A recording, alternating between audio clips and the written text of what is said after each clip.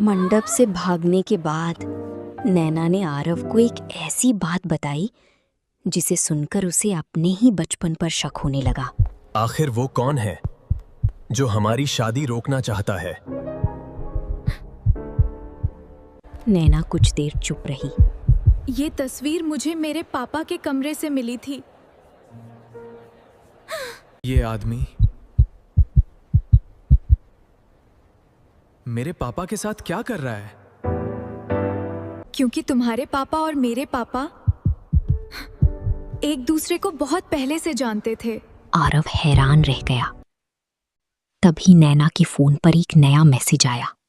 तुम दोनों को अलग करने की वजह प्यार नहीं, तुम्हारी माता पिता का वो राज है जो 15 साल पहले दफन हो चुका था।